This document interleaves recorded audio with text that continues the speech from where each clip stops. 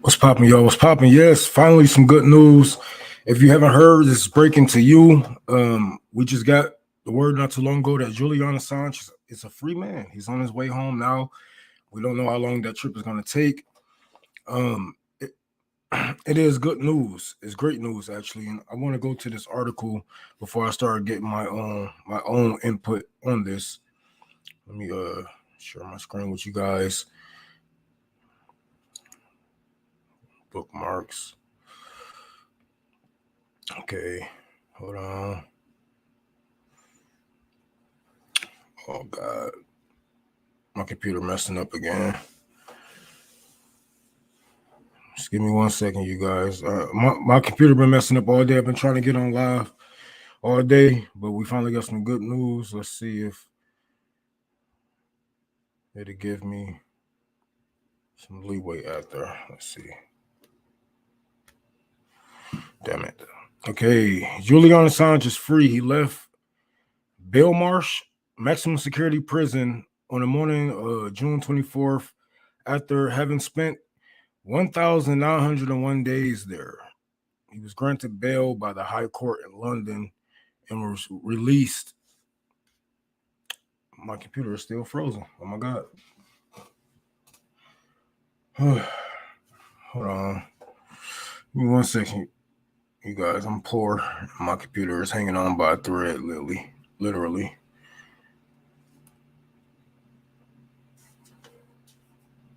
Okay, here we go.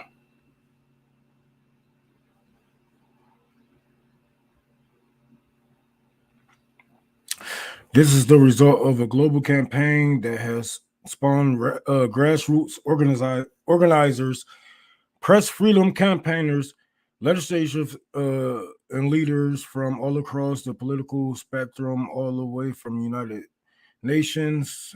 This created the space for a long period of negotiations with the U.S. Department of Justice, leading to a deal that has not yet been formally finalized. We will provide more information as soon as possible. But the deal was for him to plead guilty to most of these charges, and they will basically let him free. So yes, this is some good news, as we will say. But hold on. After more than 5 years in a 2 by 3 meter cell, isolated 23 hours a day, he will soon reunite with his wife Stella Assange and their children, who have only known their father from behind bars. Like, it's not the Cinderella moment that people think that it is. This man has been broken down. He has been isolated. He has been, and I have been a jail multiple times. I have done most of my time in maximum security because I can't stay out of fights. And those walls start talking to you after a while. So, they take so much from us that we start to look at this shit like a win. When they really took him away from us, think about all the breaking news that he could have given us. Think about all the independent journalists that has been shutting down after him, and don't even get this type of media coverage. WikiLeaks published groundbreaking stories of government corruption and human rights abuse, holding the powerful accountable for their actions. As editor-in-chief, Julian paid severely for these principles and for the people right to know. As he returns to Australia, we thank all who stood by us, fought for us, and remain utterly committed in the fight for his freedom. Now, this is when,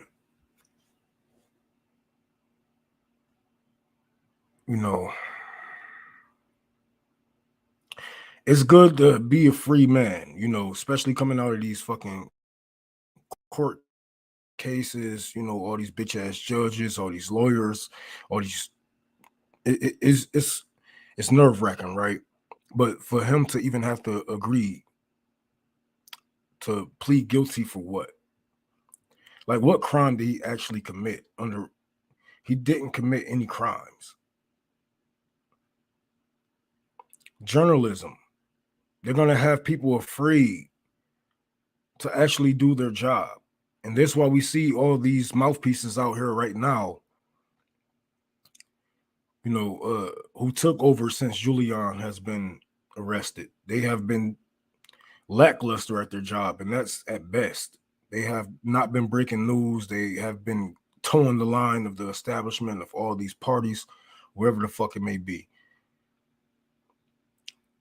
It's a good thing that he is home, but he had to plead guilty, and he's still going to face consequences, and his family's still going to face consequences after this.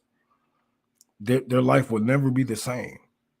And I know it's going to be a lot of people saying, oh, well, it's a good thing. At least be happy for this. At least be happy for that. But we don't know how much Julian is left. How much of Julian do we have left as the public, as somebody who look up to him, as somebody who would like to see him back on the ground, back doing WikiLeaks, back exposing these people? You think he has that in him now after being locked up for 5 years and maximum security for 23 hours a day?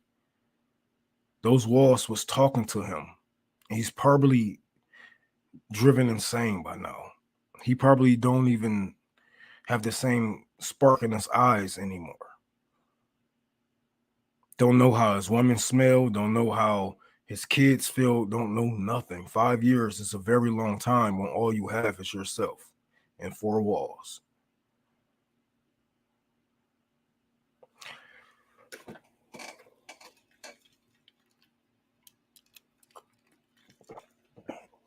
Now, what's next?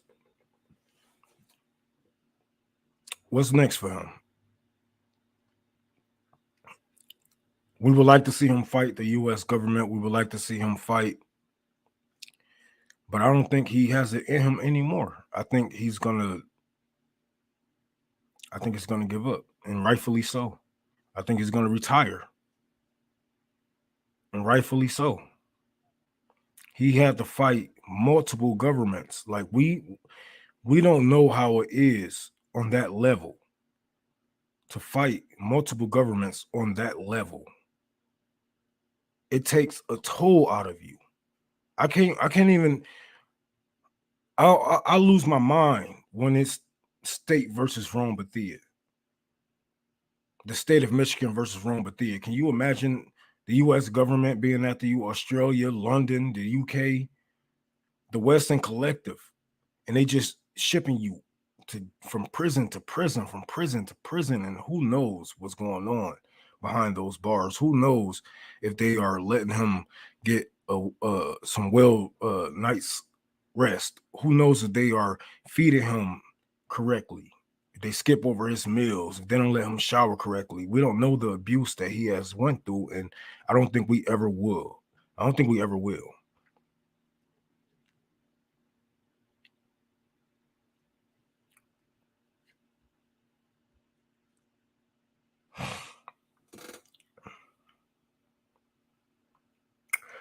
The Julian Assange case shows you only have free speech until you step on toes of power. And that is true. Everybody like to say, well, he broke these laws. He broke these. What laws? Point them out. What laws did he break? As the public, as tax-paying citizens, I would love to know the ins and out of what my government is doing. You guys ask for transparency, but then when you get it, you call the people who give it to you criminals. And then when we say, hey, you are brainwashed. You are brainwashed by big media. You are brainwashed by your government to hate this man. And you look at us like we're the stupid ones. Like we're the ones out of line. No, yes, we might be out of line, but you are in line. You are in step with your government. Because all the shit that they are saying, to me, you're repeating back. I have heard this already from my congressmen. I have heard this already from my lawmakers, from my presidents, all of them. They call him a criminal, but they can't point out what crime he's guilty of. And this is why I don't get, why did he have to plead guilty? So I'm going to read into that story a little bit more. I don't want people to be too happy. Because you know what happens when the crowd is too happy and everybody paying attention over here? Something happens behind y'all. And then one person see like, oh, what the fuck? And then the next person, hold on, what's going on? Then 10, 15, 20, and next thing you know, it's a riot. Everybody's running. Everybody's scattering. Because we too busy celebrating, and it's not even over. It's not even over. This man will have a record. He will never be able to come into America. He will never be able to come back over here. They made sure of that. To make sure, okay, as long as we get him on a guilty verdict, we can deport his ass and make sure that he never even comes back over here, or make sure we can cut all ties with him, WikiLeaks, and the U.S. government. We can try to throw some type of wrench in this.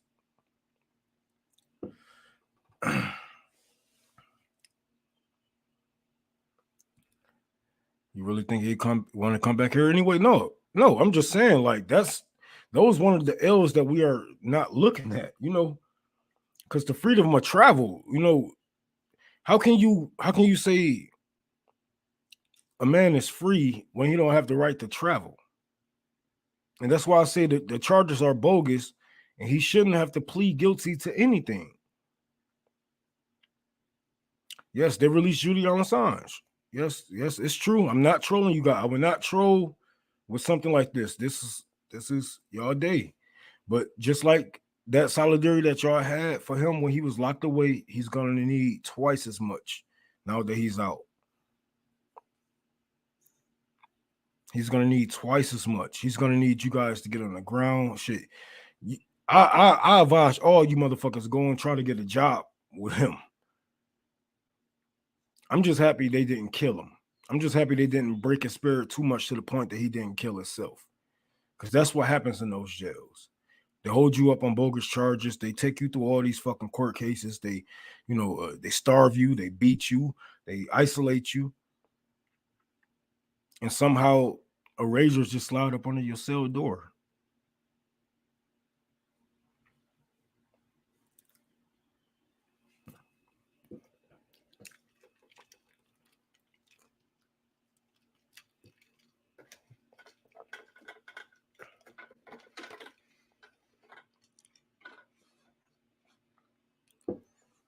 So we got a lot of shit to go, man. We got a lot to do, and we need to support his wife right now. We need to support his kids. We need to support the family. And if they are asking for, a moment of peace, a moment of silence, a moment to be a family again after these 5-6 years, I think that's what we should get them until they feel like, it's time to take up in arms. I see a lot of people saying free your ass, yeah, that's what's up. But are you really free? Because you are a felon.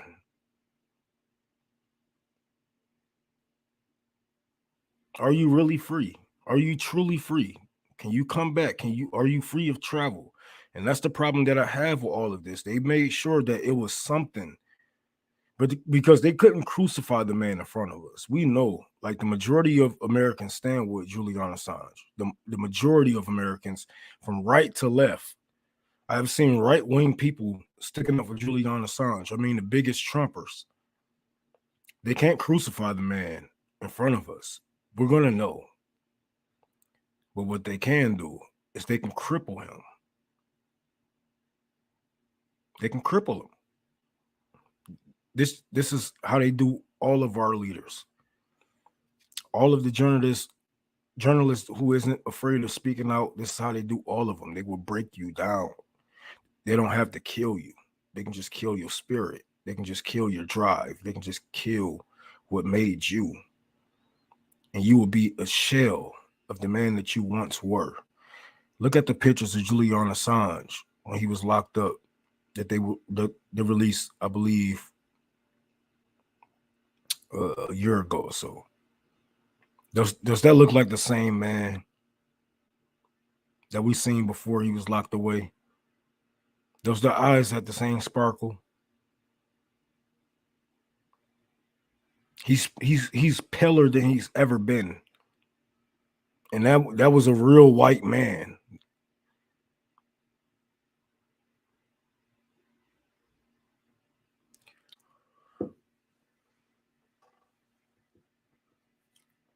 Let me try to see if I can find this other. But I think we need to get. I think we really need to give him and his family some time, because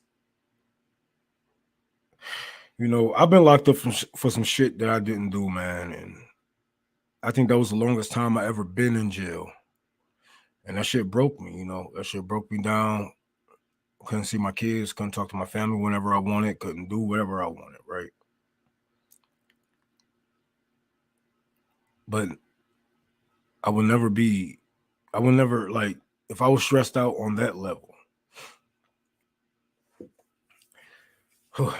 His wife had tweeted out, "Julian is free. Words cannot express our immense gratitude to you. Yes, you who have all mobilized for years and years to make this come true. Thank you, thank you, thank you." She was really into it because her, one of her thank yous is lowercase, one of her T's is lowercase, so she was hyped. But it's good to see, she's feeling good. I'm pretty sure his family is feeling better. He's feeling better. He can actually taste the air. What they say on Friday, taste the air. Taste the air. You can kiss the ground. You can walk on it. You can feel the wind on your face without musty man balls and armpits. Yes, I'm stoked, but I'm worried that this is just the first. I don't know. It just seemed like something really big is about to happen, and they need some type of story, like, man, to keep us distracted. So just stay focused. This is what Julian would want. He would want us to stay focused, because this is one of the things that he exposed was, the government doing certain things, and then, oh man, don't say that. Mayor Hurst is a motherfucker. That's my boy. Yeah. Thank you for the $2 super. Thanks, Rome, RBN, Uncompromising Truth, Bakersfield, California. Bakersfield. I'll be in South California pretty soon, so hopefully I'll be seeing you out there. This is great. This is great news, you guys. I'm telling you, but we have a long fight to go. And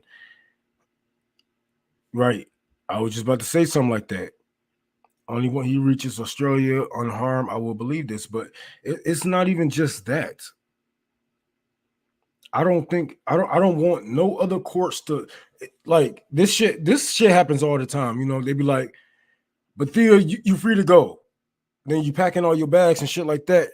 And then you find out you got a warrant in this other county. You know what I'm saying? It's like they would fuck you up like that all the time. So let's hope that he get home safe. Let's hope nothing happens to him. Let's hope that the government in Australia doesn't retaliate, because they are arm of the U.S. government, no matter how we think of them. So yes, this is for real. Yes, this is for real. Julian Assange is free.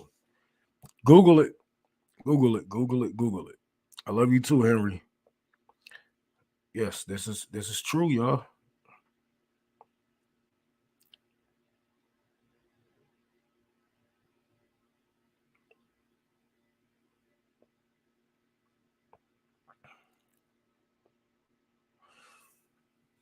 Yeah.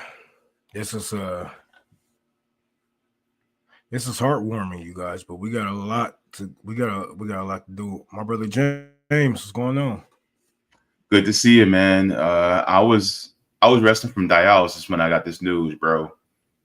I was just like, word. I was like, oh snap.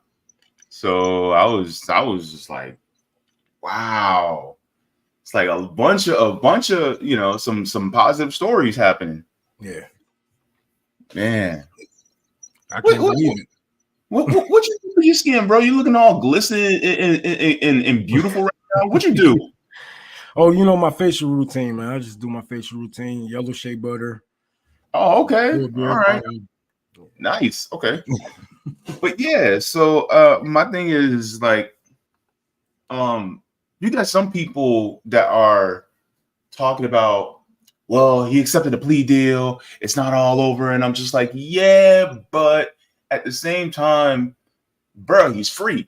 Yeah, You know what I'm saying? And he literally jumped on a plane. I watched the video. He jumped on a plane and now he's in the air right now on his way back to Australia. So that's one good step. And my say is now, okay, great. Julian is free. Let's focus on Leonard Peltier and Mumia Abu Jamal because we can't forget about them. Let's go just as hard for Leonard Peltier and Mumia Abu Jamal as we went for Julian Assange. You know? that's what I was saying. Because I'm one of the naysayers that say, look, he shouldn't have to take a plea at all because he was not guilty of any crime. But of Sure. course, his lawyer was like, look, that's the only way they're gonna let you out, man. I don't, you are fighting multiple governments, and is it fair? No, it isn't fair to anybody to be, on the front line facing multiple governments by yourself, and that will make or break a man. So I was saying, like, as a man who has been through these in these jail cells, been in maximum security most of the time, I have been locked away. I know those walls can start talking to you. So it's fucked up that he even had to take this plea. It's fucked up that he was even in prison anyway. He shouldn't have to take the plea. And I'm pretty sure that we will not get the same Julian Assange that we had 5 years ago. Because I every time I went to jail, I came out a different man. I might have came out a little bit more religious. I might have came out atheist this time. I might have came out a little bit more hard. I might have got stabbed this time. So I come out a little bit more paranoid. But 5 years in solitary confinement, that's, they don't even do that for murderers. They don't even do that for child rapists. I know child rapists who actually get probation, over taking advantage of 3-year-olds, 6-month-year-olds. It's not fair, and I don't think that we're gonna have the same man back. That's the only thing that saddens me, because I know the toll this prison systems can have on you. And not only was he in the prison systems here in the States, he was in the prison systems out there, London and Australia, and all these, facing all these DAs, prosecutors, and all this jail time. It just, it's fucked up. Yeah. And the thing is, it's like when you have somebody that's innocent, that really what he did was a service to the world and revealing what the United States was doing, and I agree, should have never had to go through a plea deal in the first place. And it felt like uh, a penalization of attrition because it was really just to wear him down until either he just gave up and accepted and stayed in prison, or he died. Yeah. And there was always a third option, but it seemed even more bleak as time went on because we all knew that Julian was sick. Yes. And part of that sickness that he had was really the depression and the despair, because you're literally going up against the most powerful hegemon in the world that wants to silence you simply because you told the truth about them. And so I think this is deeply important, and a lot of people need to take into context that what the fervor that the people who are Assange activists have had for this long, and I'm thinking about people like Comrade Misty, I'm thinking about people at Indie News Network, I'm thinking about Richie Medhurst, I'm thinking about all these people that have constantly been on and on and on about Julian Assange, and I'm like, yes, that's good. Now let's take that same energy and let's apply it to other political prisoners too, so that we can do for them what they did for Julian Assange. Because I'm not saying that I didn't want this to happen. I wanted this to happen, and I want this to happen for everybody else. And even Assange activists have even said fervently, yes, we also want to free Leonard Peltier as well as Mumia Abu-Jamal and others as well. So it's like, let's celebrate this moment tonight. Tomorrow, we got work to do with the others that are still in prison, that have been in prison longer than Julian Assange.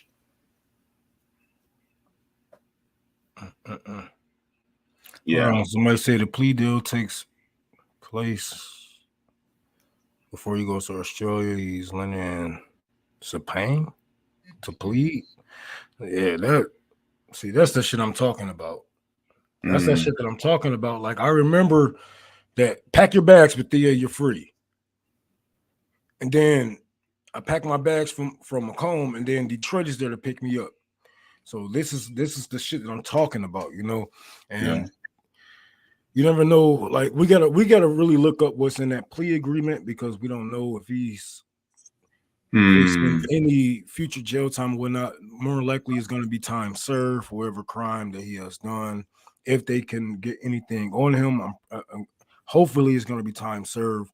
But this is why I was so hesitant with, you know, bringing out the sprinklers, because it's always something shaky. You know, it's always something with these people. It's always something. And once you take them plea deals, you know, it's like a leash. It's like a hold that they have on you. Yes, you are free to breathe. You are free to leave for the moment, but you have to come back. And this is you know, it's really throwing a wrench. It's really throwing a monkey wrench in the celebration for me, you know, because I just don't I don't know. I don't trust the system to not lock his ass back the fuck away. No, and that skepticism is deeply valid. I mean, you know, because ultimately, you know, if that's the case, if he's, you know, landing in, you know, that island to accept a plea, if it's a vassal state, then the United States can always come in and go, wait. You know, UK may have let you go, but we're not going to let you go. So, you know, it's many different variables that can happen. You know, and I'm not trying to put this out there, but the hegemon is known for letting accidents happen to people when something goes whoopsie, and then next thing you know, that person is no longer among the living. So I do not trust this global hegemon as far as I can throw them either. And so it's like, you don't really claim victory until you see a video of Julian Assange in Australia playing with his kids. That's when you actually really truly get to celebrate. But for right now, I hope he stay away from Australia, and I hope he do too. You know, I hope he goes to fucking Russia. That would be probably the safest place for him to go right now. Would be Russia, or China. Some shit. I would go to DPRK just to piss off all of you motherfuckers. One of the three. If I were Julian, I would choose one of those three. Cuba would be a little too. I don't know. I could see, you know, somebody secretly going into Cuba and they try to do something, but because I don't think they have as big and strong of an infrastructure for somebody like Julian. You know, all respect to Cuba though, but I don't think they have as strong of an infrastructure because of the sanctions, and they can't really do it on their own like that.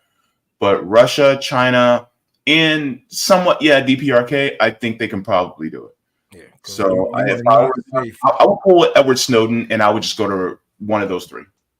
You are definitely not safe. You have a target on your head. Whether you move to Russia or not, there's still a target on your head. But it's best to be safe and not sorry. You know, especially seeing that you expose so many lies. You expose war crimes. You know, they want their lick back. They want their lick back. They're going to get their lick back. Don't think that, you know, this prison, this sending you through all these prison systems was just enough for them. They want to torture you, and you know, sometimes they want you on your feet while they torture you. Sometimes they want you awaken while this torture is happening. So yeah, I just don't trust these people. I think the best thing for him to do is pack up immediately. Immediately. Hopefully, his wife and his kids had everything in line for this day.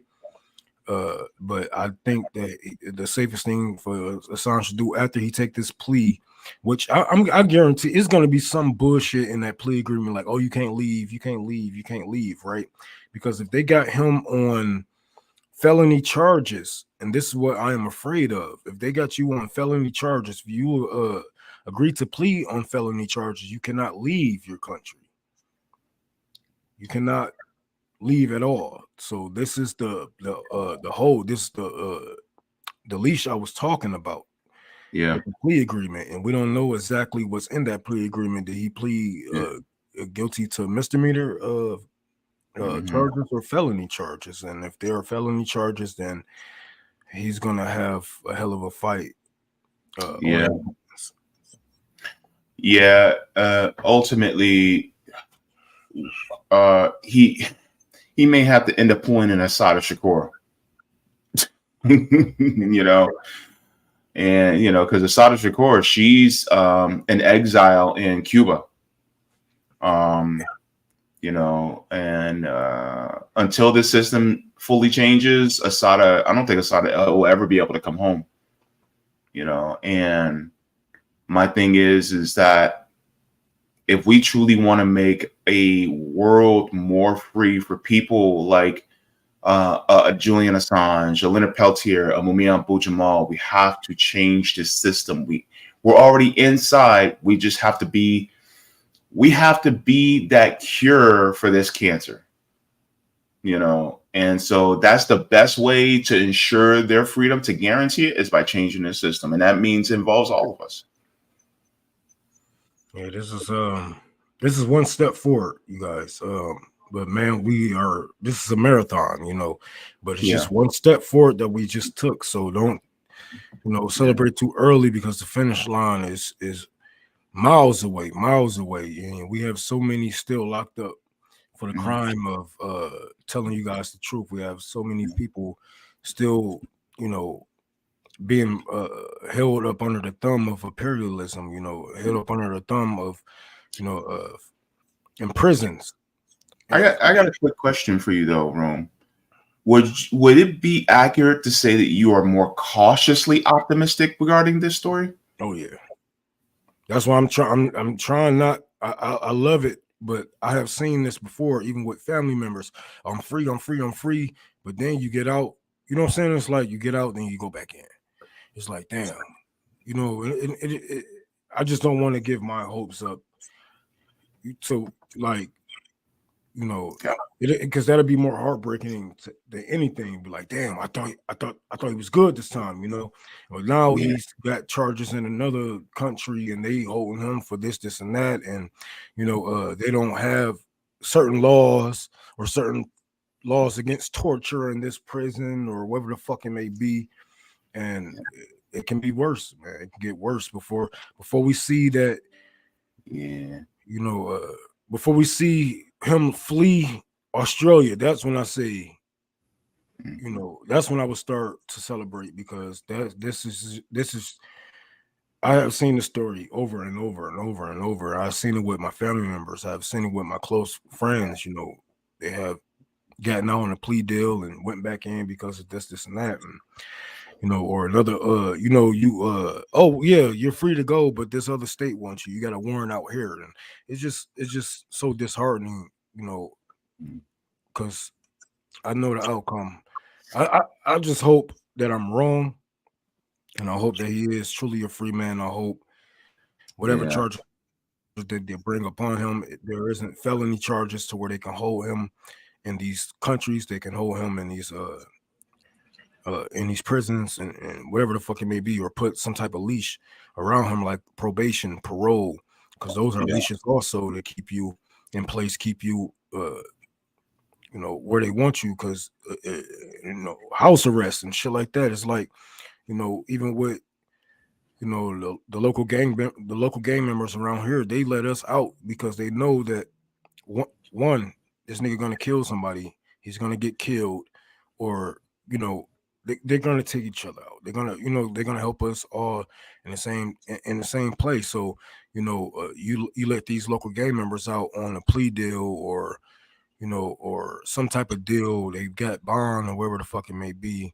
They're gonna go tie up some loose ends. They're gonna go do this, gonna do that, and then you got them on parole. You got them on probation, Mm-hmm. and as soon as they Yeah. fuck up, as soon as they say something wrong to their PO, as soon as they don't report, they're pissed. So it's just like, man, that's just Hold on, I'll be right back. I need to go hit the cigarette real quick. I got you. So, one of the things that I'm hopeful for is that, despite taking this plea deal,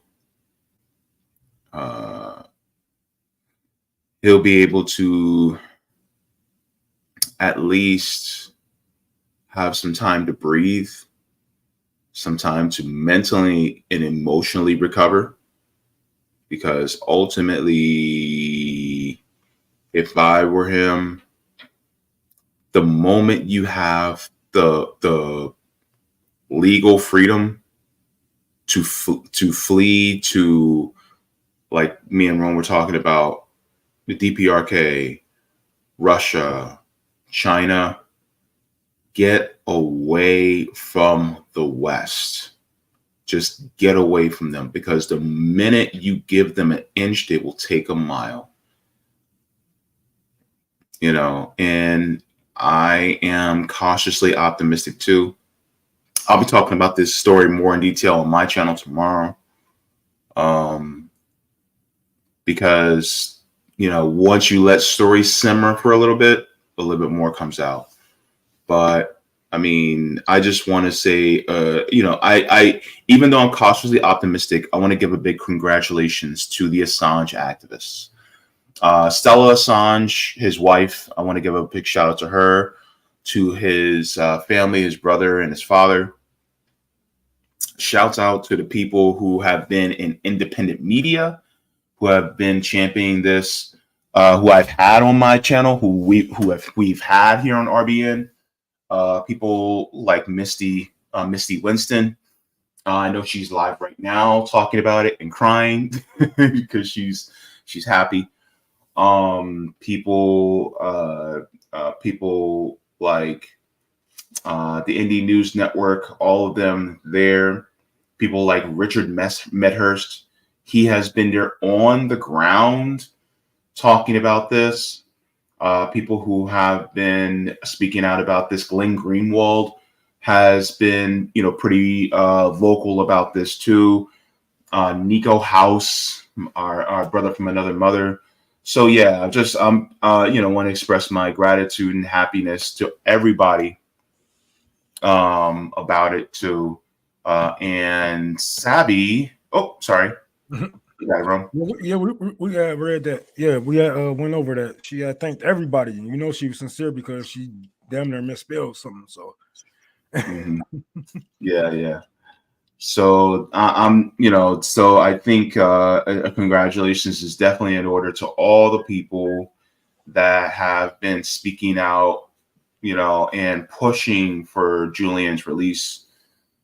Sometimes it may not come the way we want, but it's kind of like, there's this this audio clip where people go, "A win is a win." It's like, yeah, a win is a win. yeah. And we'll take it. It's just, It's like, don't count your diamonds before they're hot. You know what I mean? Don't count your chickens before they're hatched. So always have a contingency plan in place, especially in regards to somebody like Julian Assange, because I mean, they look at, like, he has a target on his head, and who's after him is the worst person you would ever be after you, which is the United States government. That's the one person that's the one group you just do not want to have a target on you. So,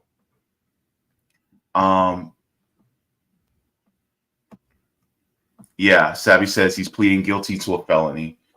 I mean, in reality, man. Oh, that's the shit that I was talking about, bro. I mean, but that's what the United States government wants. They want him to say, "See, he even pleaded guilty," so that they can, also character assassinate him even further too, and have him landlocked. The whole point was to have him landlocked for this felony. That was the whole point, for him not to be able to run. Mm-hmm. Oh God, this is so fucking crazy, man. John, thank you for the $5. Just not joining the stream. Do y'all think Biden administration did this to score some political points? I mean, what's this, the Biden administration? I mean, yeah, they can take credit for it, but I don't think they're going to get any more points than I don't think they're going to gain a net positive from the Gaza, West Bank, like all these wars that Israel is going through right now with the Middle East. I don't think even if they took credit for freeing Julian Assange, it's not going to be a net positive. If anything, all it's going to make the people do is say, okay, we'll free these people and free that people and stop putting, you know what I'm saying? It's going to have a domino effect, and people going to be like, well, let these other motherfuckers out too, right? So even if they did it to score political points, it's not going to be a net positive. If anything, it's going to fuck them up even more, because why did it take you so fucking long in your term to where it's damn near over? Mm-hmm. You know you about to lose, you know what I'm saying? You're about to lose, and it took you this long to free Assange. Yeah. Even though everybody, you, Biden, everybody wanted him locked. I mean, you, Trump, everybody wanted him locked the fuck away. Yeah. Obama wanted him locked up, and Obama was the one who made sure that happened. Yeah. So even though, I don't see it being a net positive. It's gonna fuck up. It's gonna fuck them up because the young people is hungry for more, and they want a lot of their leaders out of those cells, So yeah. I want to address this too. This is from Indie News Network. They say the empire cannot set the precedent that people can follow in Julian's footsteps without punishment. It is fatal to their control of the citizens. He had to remain guilty regardless of how false. I mean, you got a point there. It's like they're basically saying, yeah, you may be free, but we still want to tag you as guilty. It's like, no matter what you do, you'll always have that guilty. And it's like, it kind of reminds me of Palestinian resistance. No matter what they do, they'll be seen as horrible people. It's like China. No matter what they do, it's just like, for instance, they'll talk about, oh, China lift 800 million people out of poverty, but at what cost? And it's like, no matter what you do, you can save puppies, you can deliver babies, you can cause rainbows to go in the sky and everything. You can do all that, and then they'll still look at you as if you did something wrong. It's just like, remember The Incredibles? Remember when Mr. Incredible saved, in the beginning of that movie, he saved the dude from dying? And he was like, hey, I saved your life. And the guy was like, no, you ruined my death. That's what you did. And he's like, what? Ruin your death? But that's how they look at it every single time. And so no matter what, So I just want to say, I see what you're saying, Eddie. It's sad, but that's how the empire operates. Did you catch these other super chats already? No. Okay, so Super Steamster sewing. Good Lord, that's a tongue twister. Thanks, Rome. RBN, uncompromising truth from Bakersfield, California. I heard that one. Yeah, okay. Is Asada related to Tupac? She's his godmother. Or wait, no. God aunt, something like that. But I know Afeni Shakur is his mom. That's his auntie. The one who ran to Cuba is his auntie. Yeah, auntie. A Mayor says, how do you think a stroke patient who uses a cane is just jumping up in those plane steps? He tried so hard to get us a message when they stole him out of the embassy, but says nothing now. Think people. What? Okay, somebody asked, what was the what did he plead guilty to? And they say WikiLeaks, well, this comes out of Washington. WikiLeaks founder Julian Assange pleaded guilty to a conspiracy charge this week as part of a plea deal with the U.S. Justice Department that will allow him to go free after having spent 5 years in a British prison. According to court documents, Assange was charged with criminal information, which typically signifies a plea deal with conspiracy to obtain and disclose national defense information. The court documents say a letter from Justice Department official Matthew McKenzie to U.S. District Judge Romana Molagna, I don't know how to pronounce that last name, of the Northern Marina Islands District said that Assange would appear in court at 9 a.m. local time Wednesday, 7 p.m. East Tuesday to plead guilty, and that the Justice Department expects Assange to return to Australia, his country of citizenship, after proceedings. The U.S. against Assange stemmed from one of the largest publications of classified information in American history, which took place during President Barack Obama's first term. Starting in late 2009, according to the government, Assange has conspired with Chelsea Manning, a military intelligence analyst, to use WikiLeaks website to disclose tens of thousands of active reports about the war in Afghanistan, hundreds of thousands of reports about the war in Iraq, hundreds of thousands of State Department cables and assessments, beliefs of detainees at the U.S. detention camp at Guantanamo Bay.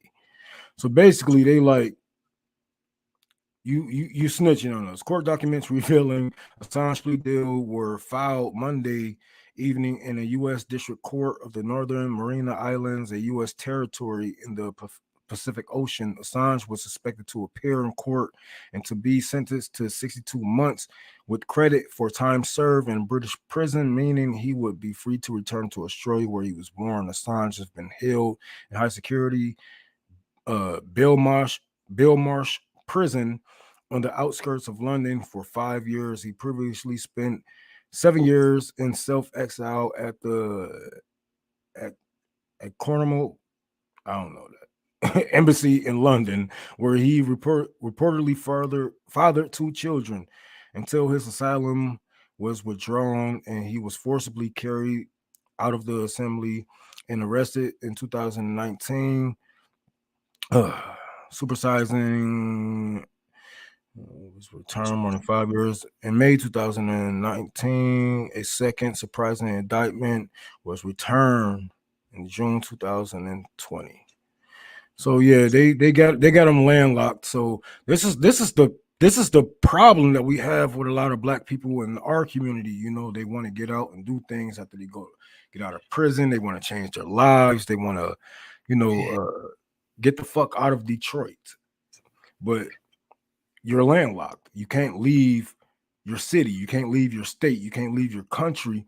And this is where they have him as a sitting duck, a sitting target. You know, he can't move without their permission. He can't go anywhere.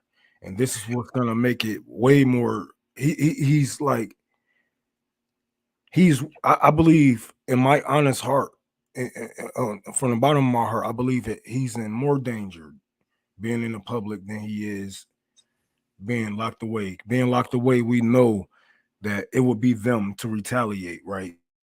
Now, let's say Julian Assange is in the grocery store with his family and the CIA, and one of them fucking them Agent Orange motherfuckers come and just blow his fucking head off, and we will all look at it, or he might die in a mass shooting like the man who created the car that runs off of water. That's why I believe that he's more vulnerable. He's more open. They have a bigger target on him than being in these prisons. And I believe he should lay the fuck low. Like I don't think he should ever leave his house if he don't fucking have to. I don't think you should start your own cars. I don't think you should start your own lawnmowers. Anything that beeps, anything that I think you should just stay the fuck low as long as you can, because as long as they got you landlocked, yeah. Sabby had said this just a few minutes ago. She said the debate is Thursday. Don't you think it's interesting that this happened right before Thursday? Oh yeah. And then everybody gonna try to take. I was gonna free Julian Assange. I was gonna free him, but is that your Trump impression? This is from Trump impression. Everybody knows I was gonna free Julian Assange. I said it first. And all he wants is political points. I was gonna join freedom, but the United States, they beat me to it. But I was gonna do it. It's just the radical left. They made it so that I was not made president again. They stole the election from me. It was stolen. So I was gonna do it. I can see Trump doing that. It's crazy. Julian Assange, why did he have to plead guilty? Huh? Why did he have to plead guilty? What is he guilty of, Biden? Tell me that. Oh my God, we're about to have two of these motherfucking old niggas in diapers. My administration.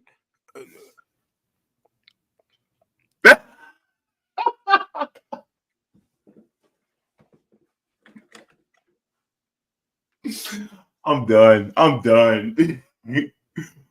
My administration. You see, the thing is here, Jack. My administration. He always looks like he's squinting too. My administration.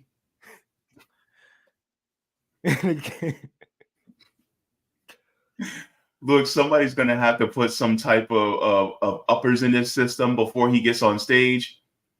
And then somebody's gonna have to, use a tranquilizer on him, while like halfway through. Maybe he might get one of them black people who is a coon that'll be, back there, with a tranquilizer and just to give him a little more energy. From one of them children that they got kidnapped. One of them children he be sniffing. He gonna take their blood and stick it in his ass. Give him, put some little girl's hair in a little plastic bag just for him to sniff on, so he'll feel alive again. Keep that nigga away from the Girl Scouts.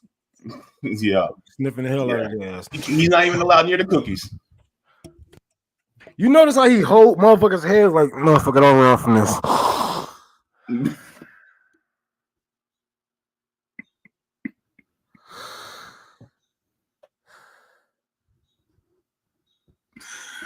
I'm gonna get in trouble with you. And Sabby's watching too. I gotta behave myself. Joe Biden left to sniff kids. Why don't we ever talk about this? He kissed his granddaughter on the lips. Now, a lot of you call me creepy, but I had my daughter on my lap, and I might have, a mid shiv, but it was just mid. It wasn't all the way rock hard. I never kissed on the lips. Oh Lord. Let's go to the super chat. So John Free says, "Is it interesting that Assange was released and Sevastopol was attacked right before the debate on Thursday between Biden and Trump?" And then You and Savvy basically saying the same thing. What is these debates going to be about?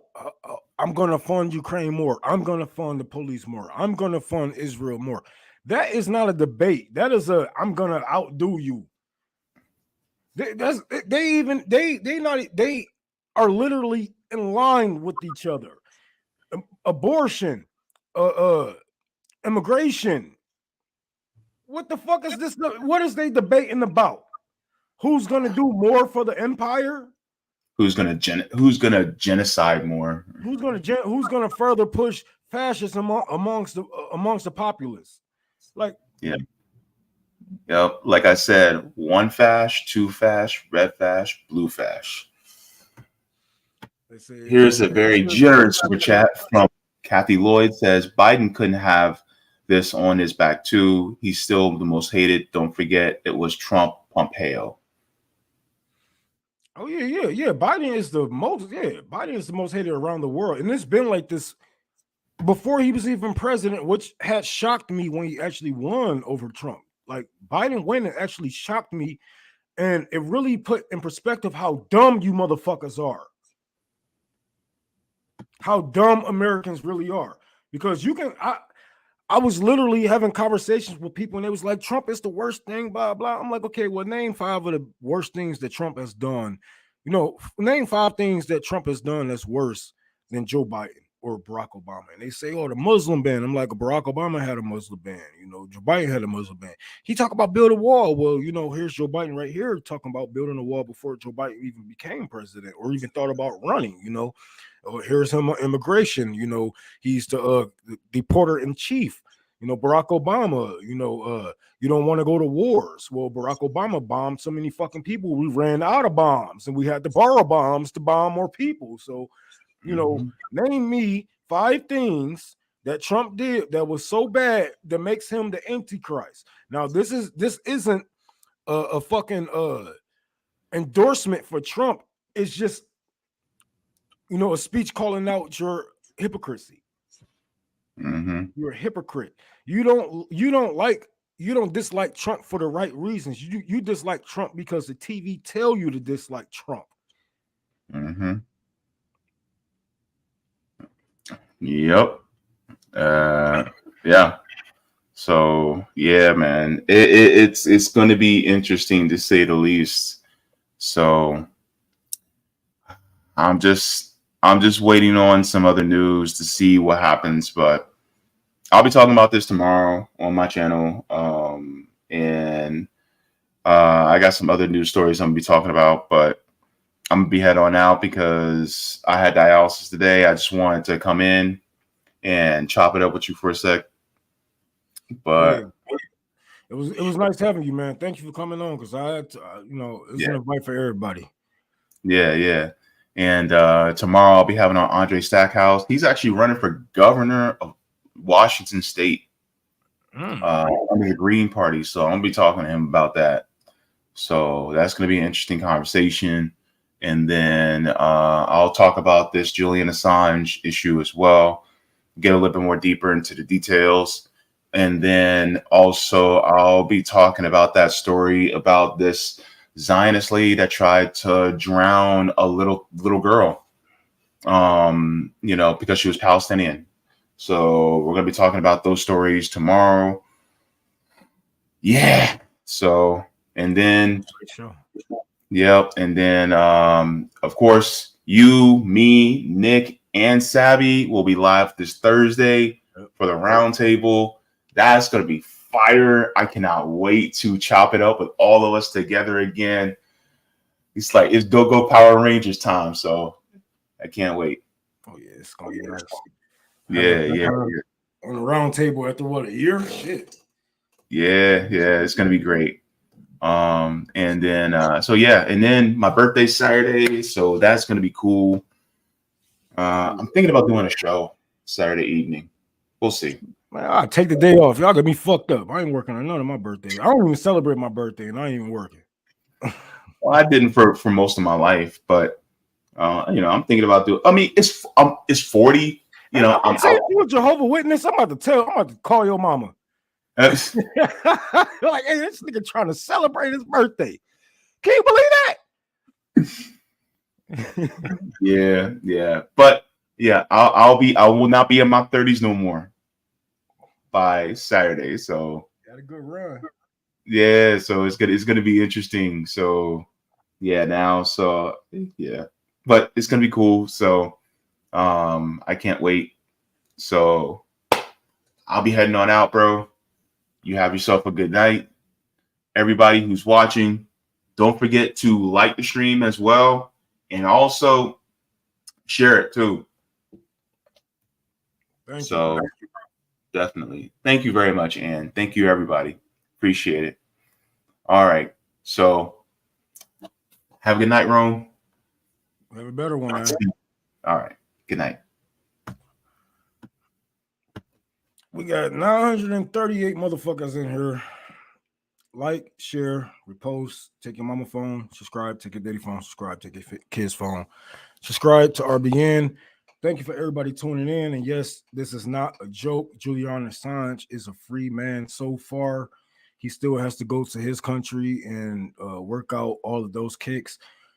So let's hope for the best. Yes, he had to plead guilty to felony charges. So that was one of my concerns, that he would actually be landlocked and he would not be able to travel freely without breaking multiple fucking laws. So let's hope, if he was to break free of Australia, let's just hope he goes somewhere where they do not exonerate to America, to Australia, or to the West itself, wherever he chooses to live. But let's hope that he gets out of this alive and well. Let's hope he make it home to his family. Let's hope that we spark that fire in other journalists, junior journalists, people who looking up to Julian Assange, or maybe something like you do right now.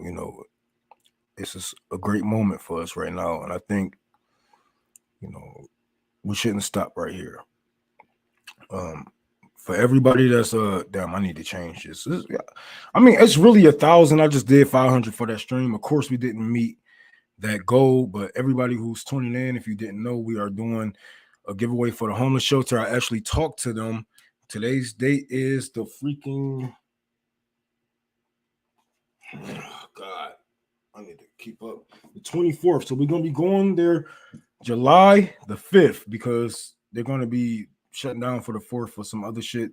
So I want to do it on the 5th, the day after. What was that? Is that Independence Day? Whatever the fucking holiday that they say y'all niggas is free on. We're gonna do it a day after that. So if you can donate to Tour for the Poor, Cash App, Tour for the Poor, PayPal, Unholy Rome 6, Venmo, Unholy Tour for the Poor, and I'm gonna leave my email in the chat for everybody who has clothes, underwear, hygiene products, anything that you can give, wigs, shoes, anything. This is for a women's homeless shelter, all women, all type of sizes, all different colors. So whatever you have to give, please donate to Tour for the Poor, and email me at mathia.rome@gmail.com. I will be checking my emails tonight. So if you have anything that you want to give to the homeless shelter, please email me so we can box them up and get them shipped to somewhere safe, so we can give them out to the people before the 5th. So if you have something to give, please get it ready tonight, because I need it by the 5th.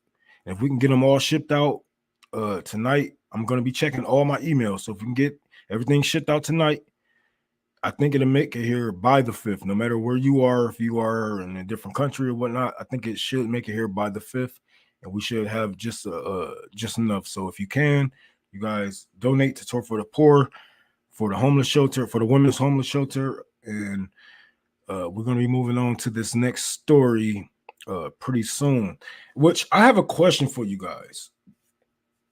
You know, the world has evolved. Racism hasn't. How do you guys feel about black kids being able to be adopted by white families, or white kids being able to be adopted by black families? Do you think that we are mature enough for that? Do you think that we have grown enough for that? Do you think that racism isn't a problem to because I asked this question because it's so many stories that I see like this on this next story that we're going to be talking about, that it's really starting to fuck with me. I'm really thinking that we should have laws on certain things. Not saying that, all white people is racist and black people should be black people. I never thought about it like that, but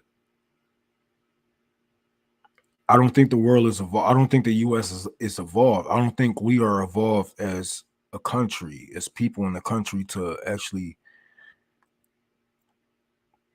look at things for what they truly are and how these people can actually be put in worse predicaments than what they were in before. Can you imagine being homeless with your parents, or maybe not even homeless? Let's just say you are poor. Let's just say you are poor, your family don't have enough, and the government takes you from your family. Now, when this happens, you go through the system. You go through the foster care system. And they place you and your family, your brothers and your sisters, with the family, and you think everything is fine, right? You think everything is fine, and next thing you know, your adoptive parents start to put chains on you and start to lock you in a room. They only let you out to cook and clean their shit. Do you know that you don't know that you are a slave? But they have you enslaved.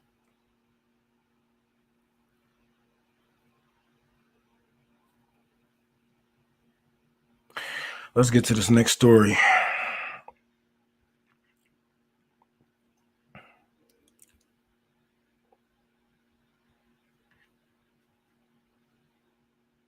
Adoptive parents of 3 children are in jail today after Kanawha County deputies said 2 teens were found locked inside a barn.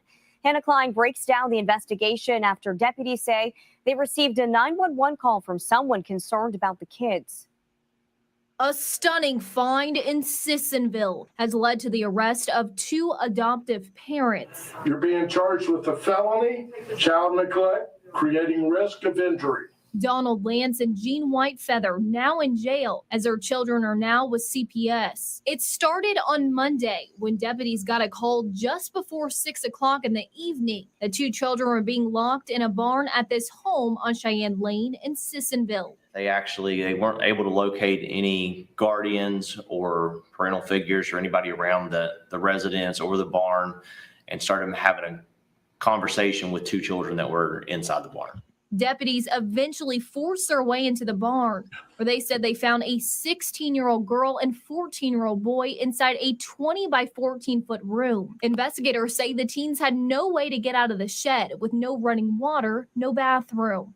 The girl told deputies their parents had brought them food around 6 o'clock that morning, but said her and her brother weren't allowed in the house and were locked in the barn for long periods every day. Eyewitness News spoke to neighbors who were afraid to go on camera, but claimed multiple families called police about the children.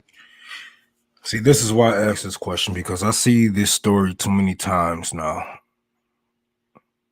black kids being used as slaves for these families, they being tortured. And you know what's so crazy is most of our digital footprint is online. I guarantee if you can just Google these people, you can just go on their Facebook and look at their posts. I guarantee that they said some racist shit. I guarantee they have a racist history. And for the system to grant them not one, but 3 black kids, and not even check in on them, not even care, they don't even care enough to do pop-ups, check-ins, see if the children are all right. I don't think America is, I don't think the citizens in America is to the point that we should be able to adopt out of our race. I'm sorry if I sound like a racist to you guys. I'm just trying to protect these people and not saying that black people want to hurt black kids. Yes, we see that too. But this is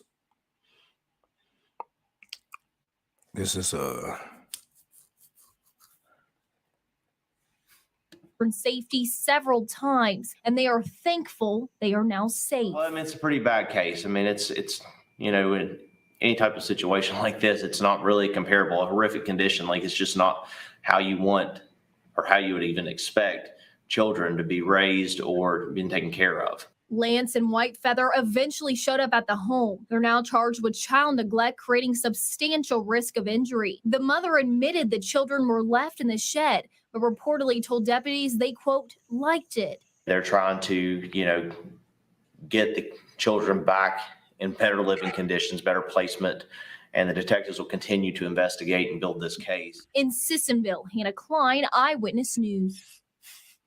Hannah, thank you. And deputies said a third child who was about 5 or 6 years old was found alone in the main home. Now, the child was found crying and close to the railing of an approximately 15-foot drop from a loft. Thanks for watching. And here's another.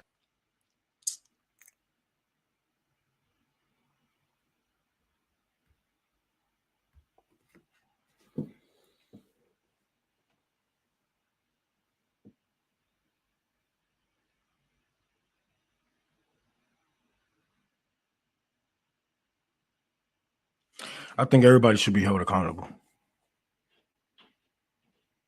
I think everybody. I don't think just the parents should be locked away. I think the foster care business should be held accountable. Nobody ever checked up on them fucking kids. Nobody ever did a wellness check, didn't call up. The 2 kids are in their teens. You know what would happen if I didn't send my kids to school? So these no way these kids were in school. So you're telling me the city, seeing that they had adoptive teenagers and nobody ever called in and said, hey, why don't you have these children in school? Why don't why they don't have any doctors? You know what I'm saying? No doctor's appointment. You don't have any shot records for them. I'm pretty sure they don't have any shot records for them. And charge them with child neglect. Like, no, they need to be charged with involuntary slavery. And then they threaten, they torturing a 3-year-old, having them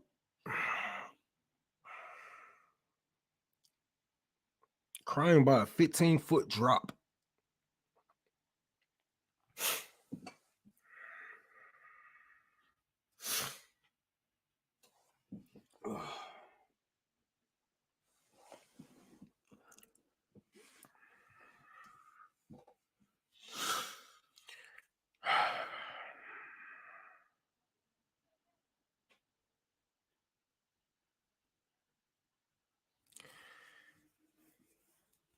God, it hurts my brain just thinking about all the kids going through this shit.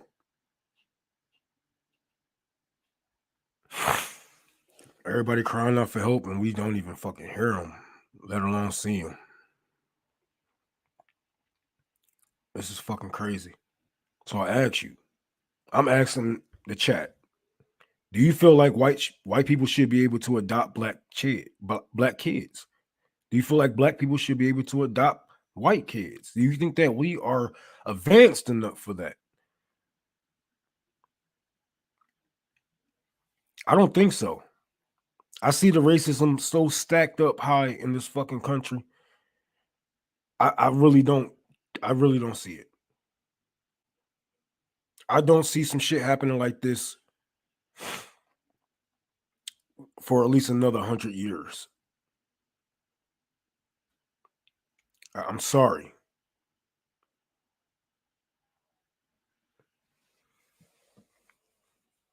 I'm not a segregationist. I don't want to segregate the blacks from the whites. I don't want to do none of that shit. I just want people to be safe as possible. How can we sit here and justify this?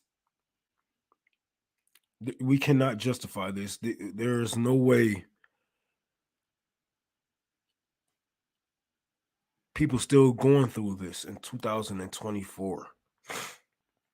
Some people chuck it up, or they had a mental illness, or this and that.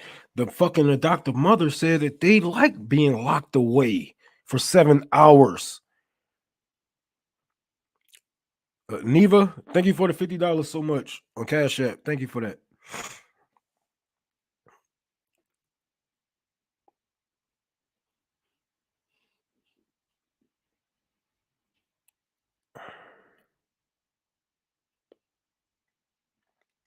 That's why I say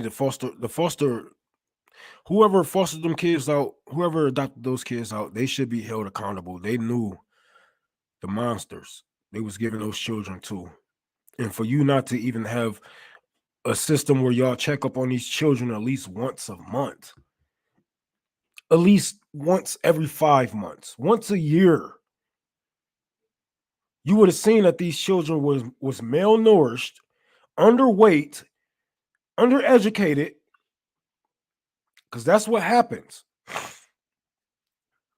Look, people say, I don't think it's a racist. Look, anti-war Karen, I love you. But it is a race thing. Race is how America moves, man. They know who to lock up. They know what neighborhoods to go in. They know what neighborhoods to play that shit in. Your neighborhoods isn't over-policed. You know, I'm not saying, I don't know where the fuck you from, but the typical white neighborhood isn't over-policed. They know who to play that shit with. Race is what makes this system moves. And for us to see, not only, this isn't the only story. You Native. You wouldn't want a white family adopting a Native American? Hell no. We just seen this. We just seen it. We just seen what happened when them natives was going through it with that white family out here in America, and the natives out there in Australia that was being treated like slaves because they was adopted by a white family. And the natives in America is trying to stop this right now. They are trying to stop exactly what I'm talking about right now. White people, they're trying to stop white people from adopting Native Americans. That's a real fucking problem in America right now. They not giving these Native communities a chance to raise their own communities. They break them up and they give them to a white family when there's multiple Native tribes out there that could have took care of this Native American. But what happens? What happens when you dislocate a Native American, a Black American, a POC, a Mexican, and you put them in a white family? Look at all these white men talking about who adopt black babies who say, I'm not raising a black man. Now, Imagine somebody adopting a Native American and say, "Oh no, I'm not raising a Native. I'm raising an American." What do you mean by that? I'm not raising a black man. I'm raising an American. What do you mean by that? So you took the child away from their family, which took them away from their culture, which is going to set them up for failure because they're going to go into this world as a black, a brown, a native, and then they're going to think like a white man. They're going to think like a white woman. They're going to think like, and they set them up for failure. Because you get out in the real world and you figure out, holy fuck, everybody else hate me. Like, I didn't know that the world hates me. This is a serious question. I think that we should be working on some laws like yesterday.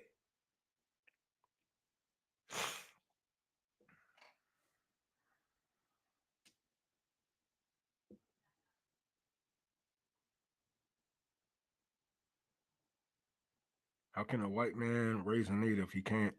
He will raise a white man in brown skin. And we see this. We see this. Like, look at all the black people who say, I don't trust niggas. I don't like niggas. I like black people. Is that not a white supremacist talking point?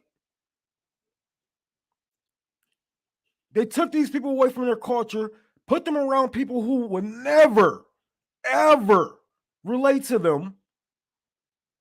And then they go out into the real world and they get hurt.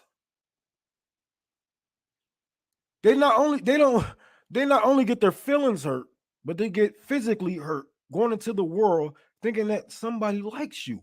Thinking that the world is yours. Hey, ha, ha, ha, ha. The world is like, no, it's not. You can't live your life as your adoptive mother did. You can't live life as your adoptive father did. You can't go into those same bars. You can't even go. We still have sundown towns.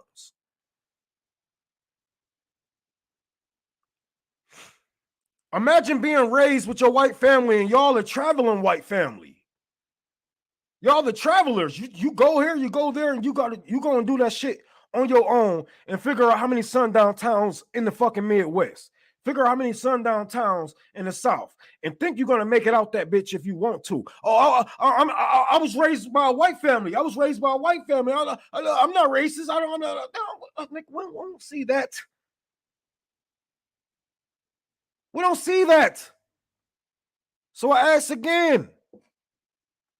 White people should be able to adopt black babies in a racist country where the majority of people are either prejudiced or racist? Is that fair for the children to be put in jeopardy damn near? Put in jeopardy. Now, I'm not saying just because we put this white boy with a white family, he won't be hurt. We put the black boy with a black family, he won't be hurt. But God damn it, we won't see so many stories like this.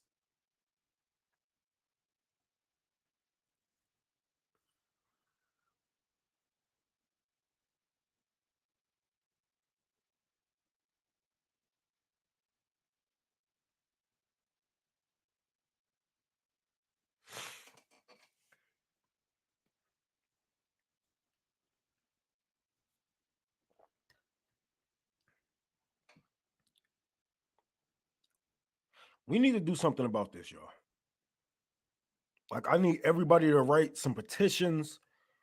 Something has to change. We really need, not only do we need to go after this, and that. No, we need to go after the whole foster system itself. They are kidnapping kids for money. There's no way that you can pay this one family to host all these kids, to raise these kids, but you couldn't do that to the original mother. There's no way that you can give these kids treatment, but you can't give them treatment under their original mothers.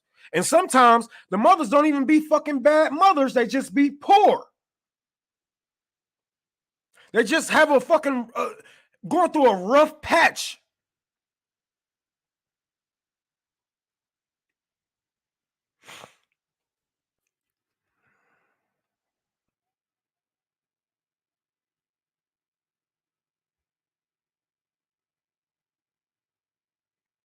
Kenneth said, my wife and I temporarily had temporarily guardianship over some kids of a different race for about a year. I can definitely tell you the foster care system is the most BS, underfunded, and ridiculous system because it's based on kidnapping children. Literally, this is what it was founded on. It was founded on kidnapping poor children and laundering them through the system. Laundering them through the system. That way, everybody gets paid. Everybody gets paid off of your children pain, off of your children misery, from the CPS workers, the judges, the motherfucker who opened up the case. All of them are getting paid from your kids' misery. This is what the fucking shit was founded on, and until we break it up, this is what it's all going to be about. I'm white, and my parents never locked me in the barn unless I was expected to clean it. In Canada, Indigenous families have their kids stolen by foster care. 98% of the reason is poverty. That is a forced poverty by the government.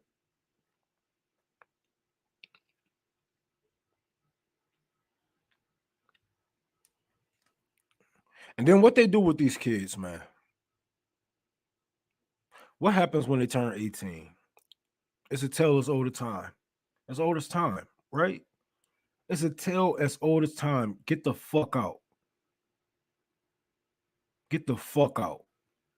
They make up some reason. Oh, you're being unruly.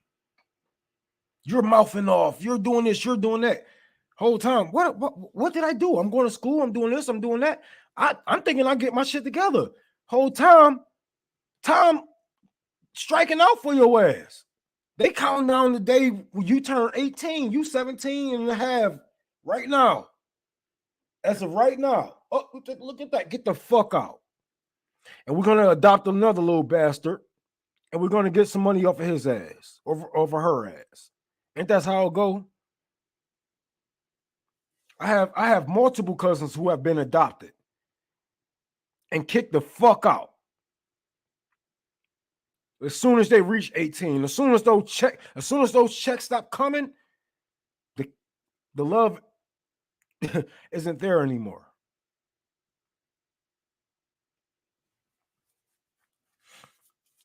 Not only should we make sure that these children go to good homes, we need to make sure that those homes stay good for those children. We need to supervise.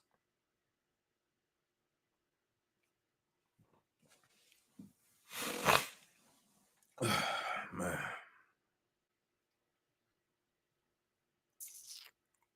This is fucking crazy, y'all. That shit broke my heart. Ain't no telling what they didn't let them people off on. They could have been molesting those children. They could have been doing anything. Anything.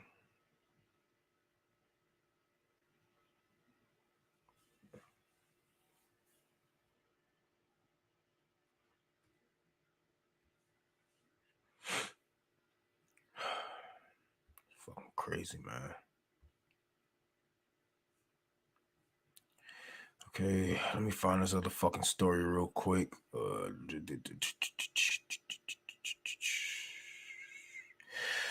don't know. I might get copyright strike over this, but I'm gonna test it. But Israel is landlocked.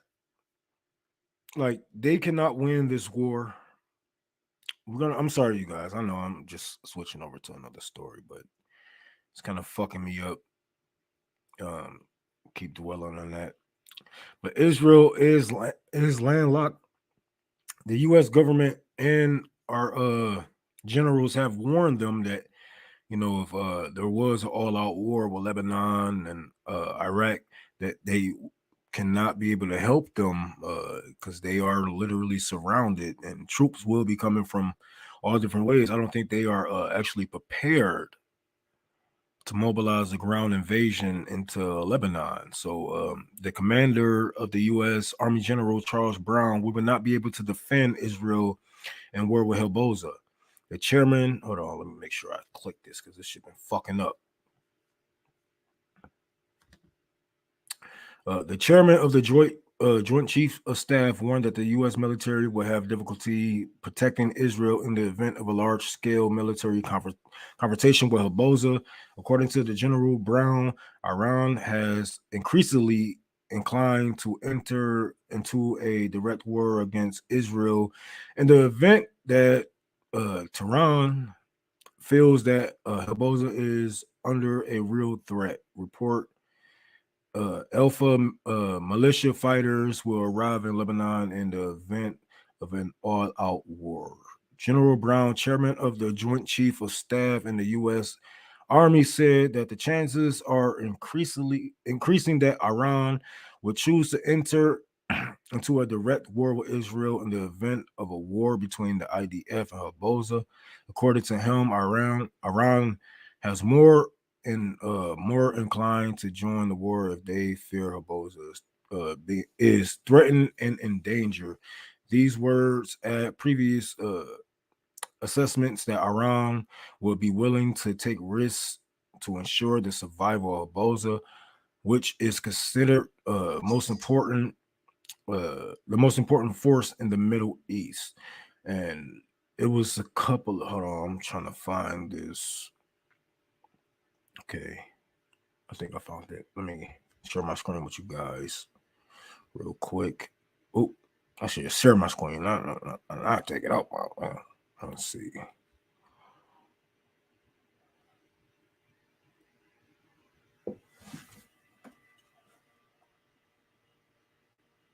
Alex, thank you so much for the $5. We definitely appreciate that on Venmo. Much love to everybody. Into central Israel. So this is a huge problem. Now, Benny Gantz, who's in the cabinet, has said he's promised those 60,000 plus people that they will be able to move back safely to northern Israel by September 1st. The question you have to ask yourself is, how is he going to do that?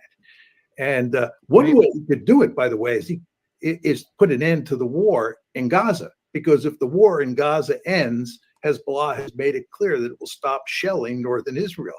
But the war in Gaza looks like it's going to go on and on and on, which means the war with Hezbollah in northern Israel is going to go on and on and on. And this is creating an untenable situation for Israel. I don't want to get too deep into Israeli politics, but you and many others on this program have opined that if former General Gantz became the Israeli prime minister, there would be no difference in the policy in Gaza. I'm thinking when you said he made a promise by September 1, does he think he'll be prime minister by September 1? He may think that, and he may be prime minister. But is he going to pull everything out of Gaza, as Bibi won't do? I don't think so. Right. Just to build on what you said, I think there's hardly any difference between Gantz and Netanyahu in terms of actual policy. They're birds of a feather for sure. And I find it hard to believe that Gantz would come up with some sort of plan for putting an end to what's happening in Gaza so that what's happening with Hezbollah came to an end as well. I just don't see that happening. So I think in a very important way, the Israelis are in deep trouble, not only in Gaza. I mean, they're back into that hornet's nest, but they're also in deep trouble on their northern flank because they're dealing with an adversary that's filled with tough hombres and that's armed to the teeth with probably around 150,000 rockets and missiles, many of which are very accurate. Does the United States? They are not going to win this war. It is going to be over for them. They are landlocked on they are locked in the seas. They can't travel by ship. They can't it's looking bad. I have another story. I have another video I want to share with you guys, but I want to thank Ann for the $20 towards the homeless shelter here in Detroit. Thank you so much for that. If anybody else wanted to donate to Tour for the Poor, We are doing a giveaway for the homeless shelter for women out here on the east side of Detroit. If you want to, you can donate to Tour for the Poor on Cash App, Unholy Room 6 on PayPal, and Tour for the Poor on Venmo. I'm going to post my email one more time for you guys and chat. So if you do have any clothes, any coats, any underwear, any wigs, any shoes, pumps, anything to give away for women, I'm gonna be answering all my emails tonight so we can get everything here by the 5th. If you have anything you would like to donate, you can donate. Email me at bathia.rome@gmail.com, and we're gonna try to get it to the people as soon as possible. If you are in the Metro Detroit area, if you are in Michigan and you would like to help us out, if you would like, we're going to be trying to do a barbecue. We're going to do haircuts, try to get a couple of interviews with some people. So if you are in Detroit or close to Detroit, you can come and help us out. The care party will be out there. We're going to be located on the east side of Detroit. If you would like the address, you can email me about that also. If not, you can DM me on Twitter, and I will have all the information out there for you so you can join in person, and let's try to help these people out as much as possible, because times is hard right now, but it's going to get rougher than what we are seeing. We are only seeing, the beginning. So let's just hope as many people out as possibly as we can. So before I get to this next story, let me find it because this should be fucking up. Oh, bitch, I know you wouldn't just freeze on me. Yes, you did. Y'all, I need a new laptop. This thing it's literally hanging on by a string. Literally. Let's see. Where is this? Okay. Back.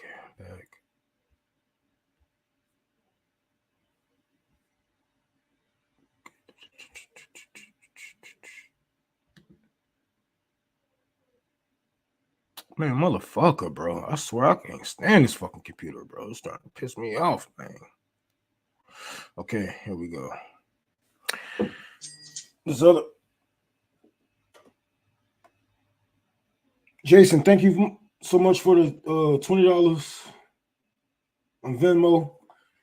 I appreciate that, man. I appreciate your kind words. We only can do so much. We're gonna do what we can. So, even if we have to nick at it $5, $1, $20 at a time, we're gonna get to where we need. But let me share this screen with you guys. Well, how much are they on Detroit wrong? Hold on, what you talking about? How much are what?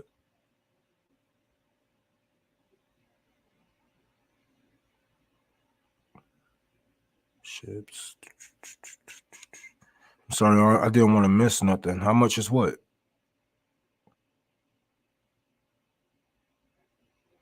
Okay, well, we got to move on with this story. I'm sorry.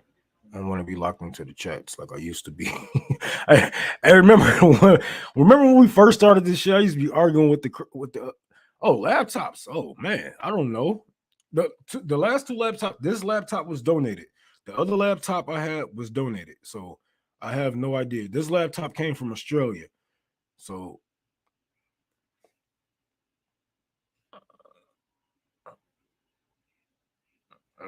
I don't know. It was brand new when I first got it. It's more physical damage than anything, and the other one is just the screen won't come back on. So if I do anything, I just take this in and see how much it'll take to get it fixed. I don't need no whole new computer. That's just fucking being greedy. That's just being greedy for no reason. Okay, if we shall not end the occupation, we shall not have security, warns Amal. I'm not pronouncing that shit. Former head of Shin Bet. And if we shall not end this occupation, we shall not have democracy. This is some true words. I'm gonna play like at least 5-6 minutes of this because it's like 19 minutes of this white man babbling. So let me just. Ami Ayalon, welcome back to our program. Thank you. So, can you explain what your prime minister has been saying to Israeli media about his view of a partial end to this? He said he's ready for a partial deal with Hamas for some of the hostages. Now, as far as I was aware, the people of Israel's first goal is to get all of the hostages back. The so-called Israeli plan that the Biden administration stated was precisely for that, all for all. Some people say, like the Hostage Families Forum, they condemn it. They say he's just walked back from everything. What's a partial deal for the partial release of hostages? It's the only way for him to survive in power. That's it. It's the only way for him to make sure that the war will not come to an end. And this is what he's doing. And I think that he really believes that we do not understand, but we do understand, most of the Israelis. And today, our prime minister do not represent the people of Israel. In a recent poll, I have here the figures, 76% of the Israelis believe that he should resign immediately. 65% demand elections today.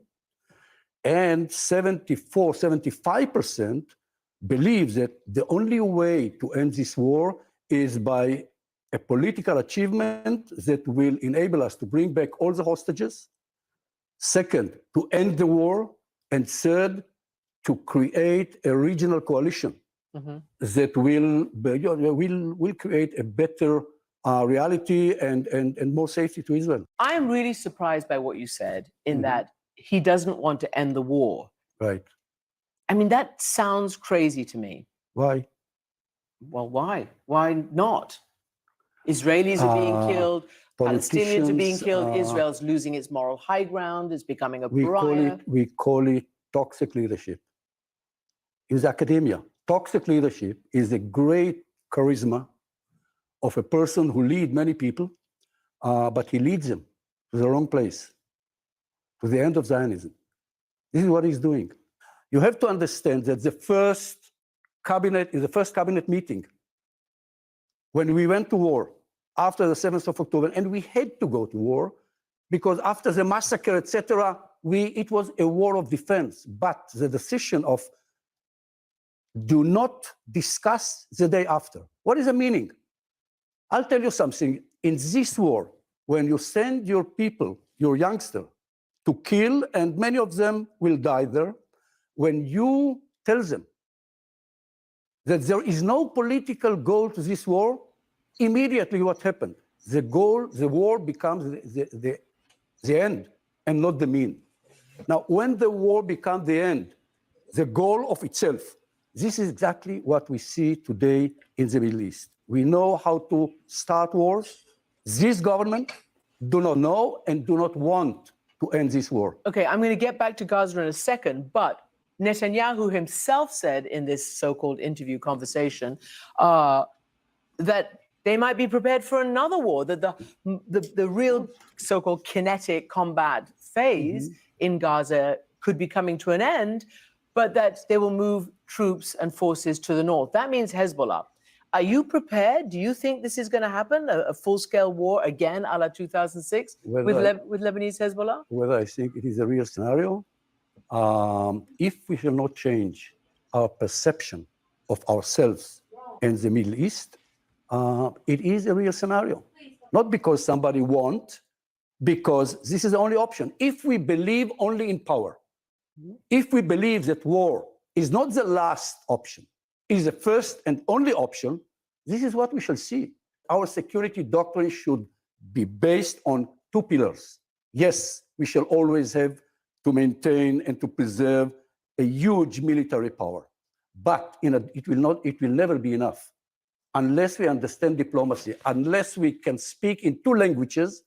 We shall not be secure and we shall lose our identity. And why has it taken 8 months for the people like yourself? I know you've been saying it because you're out of, governing Shin Bet, etc. right now. Well, because I'm a minority in my people. Okay, you're a That's minority. Okay. But it's suddenly becoming out there, like the head of the IDF, has clearly empowered his spokesman, Admiral Hagari, who said last week that it's just throwing sand into the eyes of the Israeli people, saying that you can defeat Hamas. More and more people are beginning to say what you're telling me now, that there needs to be a day after plan. Yes. I don't blame, but I think that I expected more from our generals. I still remember during the first Intifada, when Rabin gave us an order, instructed us to break the bones, and some commanders did it, literally. And the chief of general staff told publicly to Rabin, Mr. Defense Minister, this is not a military phenomena. This is a social, political, violent phenomena. And I expected our generals to say it as early as possible. The moment that the cabinet accepted this decision, not to discuss the day after, it was clear that this is a never-ending war. And they should do it much earlier. I mean,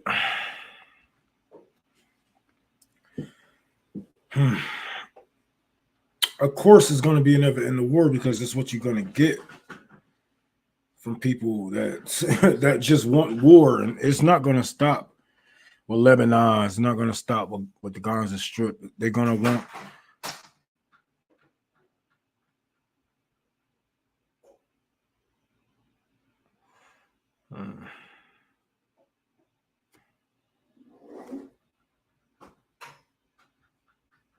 I'm sorry, you guys. Sorry. They're gonna want a piece of Jordan. They're gonna want a piece of Lebanon. They're gonna want a piece of Yemen. It's never gonna stop, because this is what you get from settlers. They will never stop. They will never stop. They will never stop settling. They will always move on. And Israel is there to take over the Middle East for the U.S. That is it. They are nothing but a glorified military base of the U.S. They're not a real country. They are a military base stashed in the Middle East to take over the U.S. And this, as he said, this war will go on forever, because when have we ever stopped going to war? Ever since the settlers came here and killed off the Native Americans, when have they ever stopped settling across the world? They want to go rape Africa. They took advantage of the UN of Europe. They took advantage and overthrew the government in Australia. They just overthrew the government in Ukraine. When have we ever stopped settling? And this is why we are always at war. It will never stop. It will never stop until they have full control. And once they have full control over all governments, one thing they won't have is full control over you. So then that's when the propaganda, the sanctions, the prisons, that's when the systems start to work against you and break your ass down. If you don't want to be, one of us, then we're going to break you down. Look how they did Julian Assange. You don't want to be a mouthpiece for us. You want to be a mouthpiece for the people. Well, we're going to shut you the fuck up.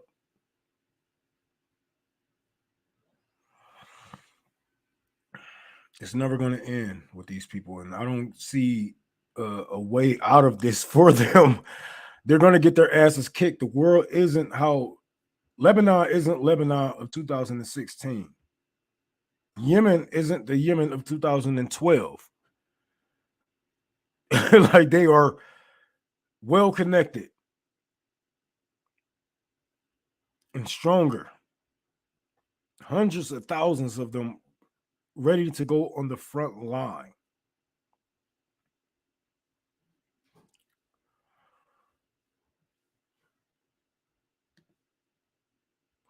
Oh my God, I'm so tired of this shit. Stupid ass fucking laptop. I can't even get my goddamn storage right, man. As a lot of you may know already, activists have called out the U.S. for trying to sell stolen land. But what do we expect? We buy stolen land all the time. You know, it's just like it was so surreal to see this, and I'm happy. I'm happy to see that these activists called this shit out before this shit can happen. The forward. Pro-Palestinian activists held a protest Sunday outside a synagogue in the heart of like hold on. That's not even a protest, bro. This is not a protest. They trying to stop you from selling stolen land at a synagogue. You know how evil you have to be? Like this is cartoonishly evil. The blood is still wet on the rubble. And you're selling the land. The land is still being bombed. And you're trying to sell it. And all these motherfuckers sitting here, they attacking Jews, they attacking Jews, they attacking Jews. Nobody, I said it once, I'm gonna say it again. Ain't nobody attacking no Jews. We ain't even thinking about Jewish people at this fucking point. It's you fucking evil ass Zionists, and y'all keep trying to put Zionists in the middle of us. So they get hurt. Before they stop using Jewish people as a human shield. They called you out. You tried to sell stolen land in the fucking US that we have nothing to do with. You trying to get these settlers here in America, or wherever the fuck else they're coming from, to buy stolen land in Palestine on the Gaza Strip or West Bank.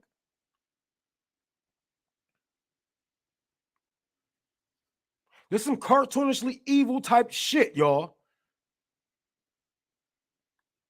They did that in the church.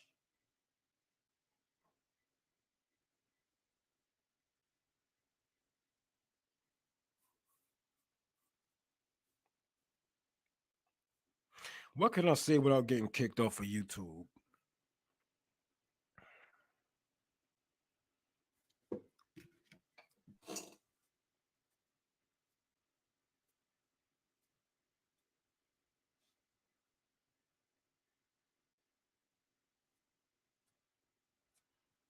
These people deserve the worst. They deserve the worst. Worse than that.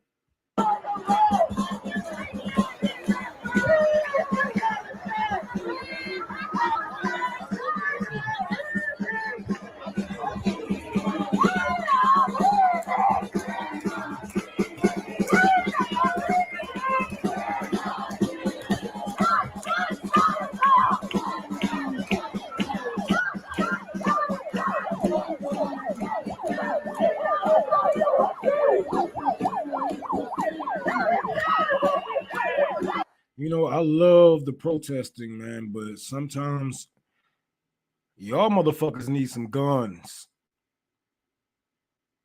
Y'all need an armed protest. If Hamas have told you anything, if Hamas has taught you anything, I should say, protect yourself. Arm yourself. They don't care about you. Protect yourself. Stop going out there with just signs. Stop going out there with just your body. Protect yourself in some fucking way, because it's about to get to the point that we see them snatching up protesters, just like they did during Black Lives Matter. We see them kidnapping these protesters. We see them going upside their head. They hit Jill Stein with a fucking bike. Dr. Jill Stein, they hit Dr. Jill Stein with a bike. The only thing I have against these protests is you guys are not protecting yourselves correctly. I don't see the medics. I don't see no orange juice out there. I don't see no water out there. I don't see no milk out there for when y'all get fucking maced and pepper sprayed. I don't like y'all need it. Y'all need a front row of people that's armed. Y'all need the middle motherfuckers to have all the signs and all the other fucking bullshit. Yeah, you have your youngest in the fucking back that's protected, and you have another protection of armed protesters in the back. Now, whether they be armed with shields, guns, whatever it is, whatever floats your boat or find your lost remote, start protecting yourselves. Because in a minute, these police officers about to get the call like, yeah, fuck all these niggas up. Because we not just fucking up money for realtors. We fucking up money on real estate. We fucking up big money, billionaire money, big boy money. Niggas who don't give a fuck to wipe you out money. Wrong. Why don't you be our leader? I can't be no. I mean, I can lead as far as you are willing to go. But then you're gonna have to go on your own path sooner or later. You're gonna have to liberate yourself. Like I was just saying this, you have to liberate yourself, man. You just like I said, nobody free the blacks, nobody free black people but black people, and we're still not even free as a whole, right? But the black people who got free didn't get freed because somebody gave them freedom. They fought for the freedom. They died and bled for the freedom, right? So you can teach a black man, hey, look, this isn't right. We are slaves. We are this, we are that. I think we should fight back. He might agree and be like, look, yeah, we're slaves, but man, it ain't that bad. You know what I'm saying? We could be fucked up. We could be fucked up even more. You know what I'm saying? If we leave the house right now, we're going to be hungry. We're going to be tired. We're going to be this. You're going to be that. So yeah, you can teach a man. You can even lead the man. But how far is he willing to actually go with this? Is your life more important than some politicians? Is your life more important? Is your family more important than a politician checkbook? If you're willing to take it as far as I will happily lead you. But where are you going to stop? Because I get people all the time that say they want to do this, they want to do this, they want to do that. But when it's time to get their hands bloody, they're like, oh man, I don't know about that. Like we have people calling for our deaths. We have people celebrating our deaths, whether they be your neighbors or somebody in the office. We have people celebrating our deaths. They are willing to take it that far. Are you? Are you willing to kill to live?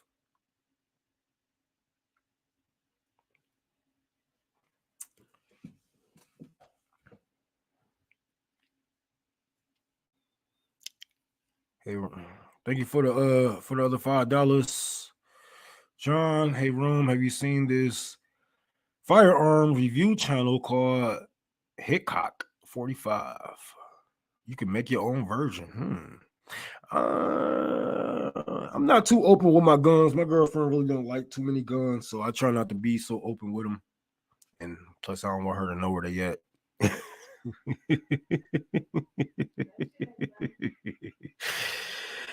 Oh shit. So yeah. If I do any gun content is gonna be at the library or once I get everything up. I'm trying to get a hold of this property. It's right next to a gas station on East Warren and Cadillac is where I put a bench at, and I'm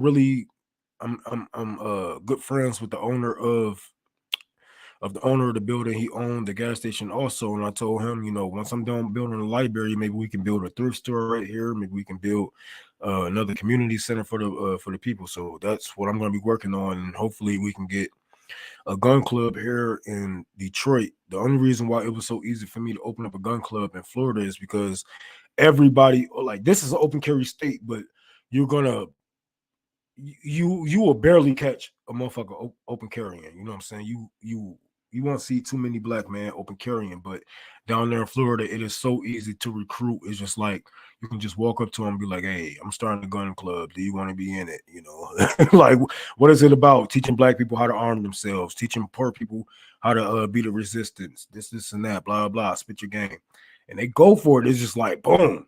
And it was so easy, you know. My cousin have a good reputation down there, so he with him on my side, it was real easy to convince people.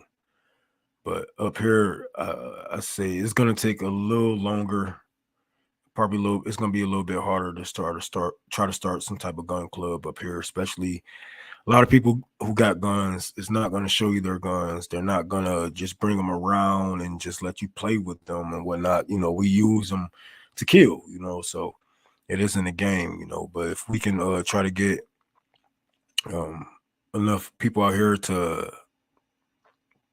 you know, at least teach people how to arm themselves, how to break down their weapons, how to put it on safety, how to cock back, and, you know, because a lot of people well, my boy had a 40, what was that? I think he had a 45 Smith & Wesson, and it was automatic, but he didn't know that you had to cock it and then do that, and this and that, you know, so he, you know,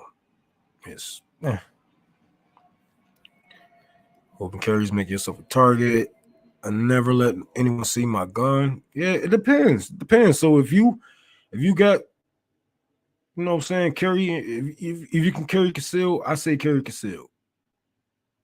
So and keep it by your genitals. You know what I'm saying? That's one thing. That's how you can tell a new shooter from an experienced shooter. An experienced shooter, he's gonna have the gun tucked by his nutsack, you know, so I can hurry up and just bow. Or, you know, but if you have it out like on your hip and on a holster, like you just asking for somebody to steal it, you know, because about time they already got it, they already took it off your side. But what you want to do, if you can't carry conceal, keep that shit on your nutsack. Keep the safety on, keep that shit by your nutsack. If a motherfucker talking shit, you know what I'm saying, you just hit him with one of these, like, man, I ain't even talking with you, bro. You know what I'm saying? Bah! You know what I'm saying, real quick. Or you can just, you know, shoot him through the pants. Shoot him through the shirt. Hide your gun. Hide your gun. Hide your kids.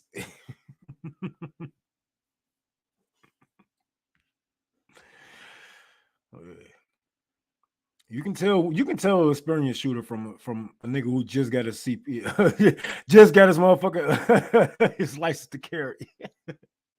You can tell. I'm like, oh, you too happy with that gun. You too open with that gun. All right, this is gonna be our last. Hold on, let me see if I can get it. Nope, of course I won't be able to get it on the first fucking thing. Okay. Before we go to our last segment of tonight, I should say, I want to shout everybody out who donated so far to Tour for the Poor. Jason, Ann, Alex, Naveen, thank y'all so much for donating to Tour for the Poor. We really needed that shit.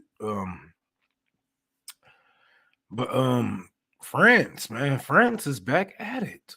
Like I can't lie. I do not like a lot of people over there, but they know how to protest, and I like it, man. I can't shit on their protesting. Like they have perfected it, you know, damn near. You know, if they lose their houses, politicians can't have their houses. If they're going through shit, the politicians is going through shit. And I mean literally. And I mean literally, like, let me show you my screen with you guys. France is protesting the Olympics, and they have organized, they have organized for each other to all take a shit in the river where they're supposed to be doing they're supposed to be swimming. The Olympic people supposed to be swimming in it.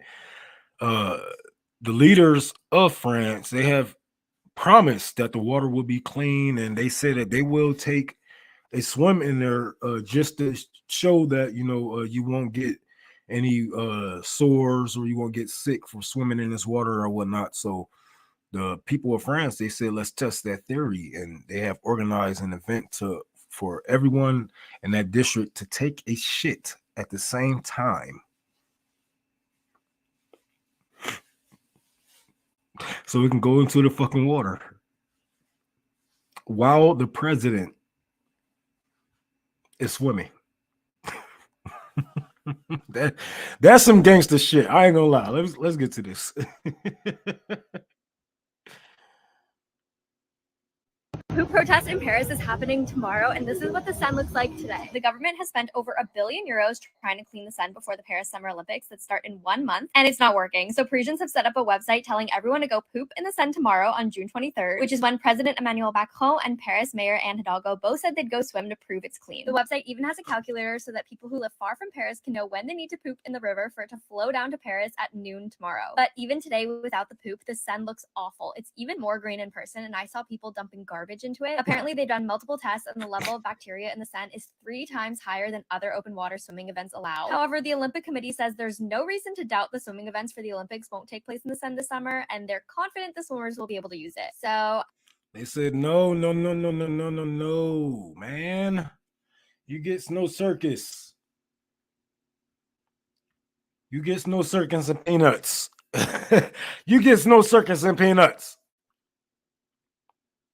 They have the shit scheduled to where if you live miles away, you can take a shit on time and it will still make it there. That's some organizing shit. Pun intended. That's some organizing shit for your ass.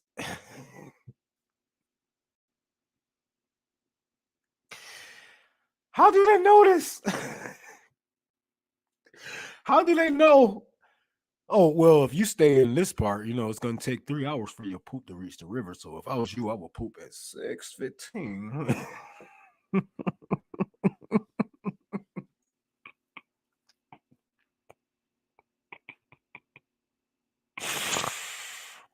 Oh, my God. I will not swim in that nasty-ass river. They're going to have Olympic swimmers in there? Yes. Yes, they are. They could have came to Michigan. We got like some of the cleanest water in the fucking world. They could have came here and just like, okay, well, fuck y'all then. But man, that is some gangster shit.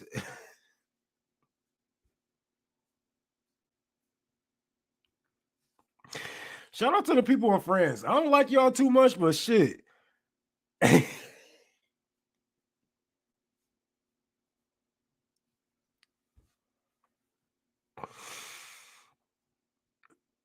It's trifling, yes. Nasty, yes. Fucked up, yes. But they have been begging their governments to do something for fucking years now. And you cannot, it's like,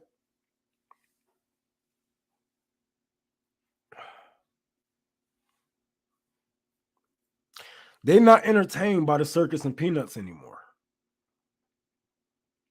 They want results. They don't care about the football games anymore.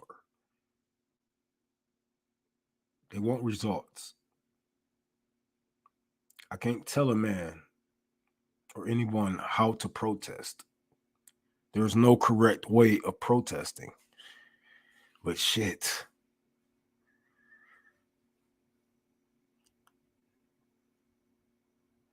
Shit. That's fucking. Whew. I love this quote. I love this quote. Man. Oh yeah, they some colonizing motherfuckers, but when they pissed off at their government, they know how to do it. They know how to be heard. They know how to be heard. Shit.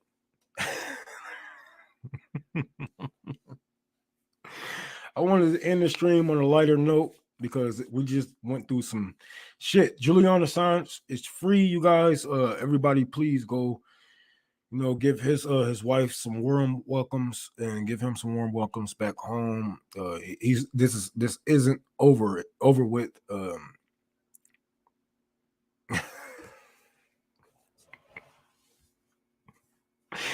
This isn't over with for him. He still have to plead guilty. He still plead guilty to a felony, so he is landlocked. The only way he will be able to leave is running. So let's hope that he can get all the support that he needs in this time. If his wife asks for support, let's give them that. If they ask to be isolated, to have time alone, to breathe as a family, and to be a family once again after these 5 years, let's give them that. Also, it's been a hell of a ride. I'm just happy that we was all here with him, and I know we didn't let him down, not one bit. I know that he's seen that you guys fighting outside. I'm pretty sure his family have,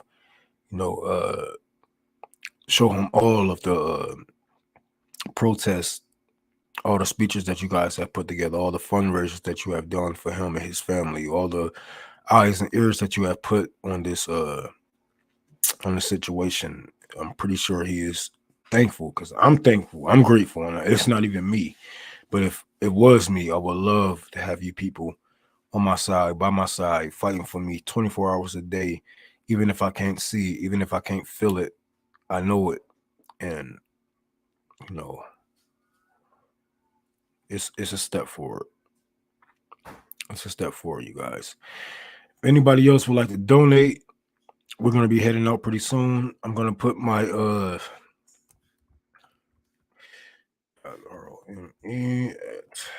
GMAIL.com.